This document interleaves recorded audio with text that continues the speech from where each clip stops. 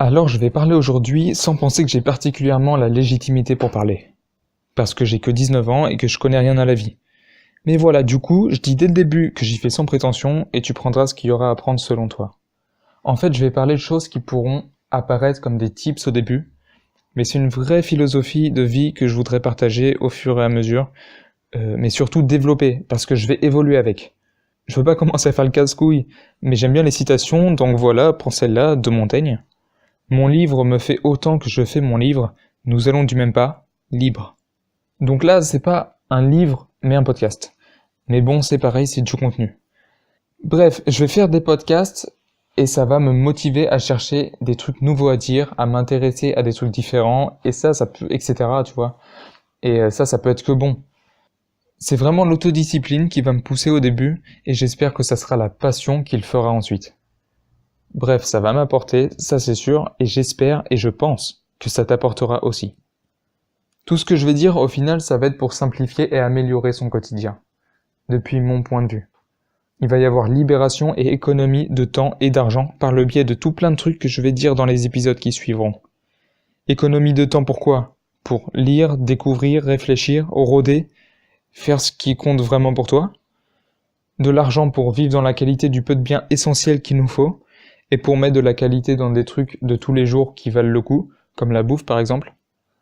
Et puis les deux, donc temps et argent, pour voyager si c'est un chemin que tu veux prendre. C'est pas obligatoire, mais à mon sens, ça peut être que bénéfique. J'en reparlerai plus tard de tout ça de toute façon. Après, ça se trouve, tu vois plutôt la vie comme on en profite un maximum, on s'en bat les couilles, y a pas de limite, on fait ce qu'on veut. T'as peut-être pas trop envie de te fixer des règles. Tu te dis peut-être qu'il t'arrivera forcément un seul truc à un moment. Tu manges McDo quand t'as envie, tu fais pas ce qui te saoule, tu profites juste sans regarder loin devant toi. Peut-être que c'est comme ça un peu, que tu vois les choses. Et c'est un peu la vision qu'on a de l'hédonisme ou des épicuriens, même si c'est pas vraiment ça leur philosophie. Peut-être que tu penses comme ça, et sans aller dans le trop extrême. Et puis c'est des arguments qui peuvent tenir le coup. Mais quand tu te rends compte de la puissance de vivre ton quotidien selon des principes qui te tiennent à cœur, la puissance de faire tout ce que tu fais pour des raisons qui valent le coup, et la satisfaction que tu en retires, tout devient très différent. Parce que être un épicurien, dans nos têtes, et de nos jours, c'est juste aller toujours au plus facile et au plus confortable. Mais là-dedans, à un moment, tu te retrouves dans un état d'esprit de larve, d'énervé, de blasé, de méprisant. Ici, je veux pas qu'on soit dans cet état d'esprit. Je veux qu'on soit dans un état d'esprit de positif, de bienveillant, de gratifiant, d'ambitieux. Malheureusement, il y a plein de personnes qui ont pas vraiment de raison d'être optimistes, ambitieux et de vouloir avancer. Ou pour qui c'est pas du tout intuitif. Mais au travers de ces 6 premiers épisodes, je vais essayer d'approcher cet idéal. Du coup, je vais commencer par une série de 6 épisodes qui s'appelle « Une vie vertueuse ». Quand je dis « vie vertueuse », bien sûr ça veut rien dire, c'est hyper subjectif, les critères dépendent de chacun et tout ça. Mais voilà, ce que je veux dire par là, c'est que le plus important, ce sera pas, à mon sens, que tu sois particulièrement d'accord avec ce que je dis, mais c'est plutôt que tu te rendes compte, ou que tu appliques si tu t'en rends déjà compte, de l'importance de vivre pour une raison et d'agir dans tes actions de tous les jours pour quelque chose qui a de la valeur pour toi. C'est un peu au passage un moyen d'affirmer son identité et de savoir qui on est, ou de le savoir mieux. En fait, j'ai développé des principes de vie.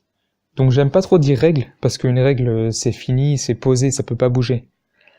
Donc c'est des principes sur le fait, tout simplement, d'être fier de ce qu'on fait, au jour le jour, sur le fait de savoir pourquoi on fait quelque chose et d'en retirer de la satisfaction dans toute action, aussi banale soit-elle. Comme faire à manger par exemple. C'est a priori casse-couille, ou souvent t'as juste la flemme parce que faut faire à manger alors que tu reviens d'une longue journée. Mais voilà, en gros le truc, c'est de rendre cette situation, qui est à la base pas très agréable, agréable. Perso, j'ai aucune disposition à faire la cuisine, mais je prends quand même du plaisir à préparer à manger tous les jours. Parce que regarde les gens, il y en a beaucoup qui agissent, ils savent même pas pourquoi. Il y en a beaucoup trop pour qui la vie, c'est quoi ? C'est juste 90% de maussade, de triste, de chiant, ou sans aller jusque-là, où la vie c'est juste 90% de sans saveur. C'est pas ce que je veux, et je pense que c'est pas ce que tu veux non plus. Certains discours, à certains moments dans ce que je vais dire, pourront paraître niais et bateaux, mais ça doit pas diminuer leur cohérence et leur légitimité. Vous vous direz peut-être que certaines choses vous auriez largement pu les penser vous-même. Bah ouais, mais j'agis aussi en rappel. Parce qu'on pense, en fait, au final, à tellement de choses qu'on oublie aussi plein de choses, surtout quand on n'a pas de raison d'y penser. Donc là, c'est pareil. Ce que je vais dire, ça sera peut-être parfois évident, mais faut pas oublier qu'on est capable d'oublier l'évident. Par exemple, j'ai déjà eu des sensations, ou plutôt, j'ai déjà eu la sensation, pendant une période, d'être inspiré, d'avoir de nouvelles idées géniales, et puis 2 mois après, plus du tout. Mais du coup, c'est une question d'état d'esprit à un moment donné. Et au moment, après ces 2 mois, où je voulais avoir des idées et des inspirations, j'ai tout simplement consulté du contenu en rapport avec, et sans que ces contenus soient fous ou particulièrement bien construits, ils m'auront donné ce que j'attendais, c'est-à-dire de la remotivation et un retour dans l'état d'esprit que je cherchais. Donc oui, des fois ça sera aussi évident qu'essentiel, mais ça sera aussi des fois secouant et innovant. Bref, c'était une intro bien trop longue, donc je t'invite à aller te faire ton propre avis en écoutant ce qui suit. Ciao.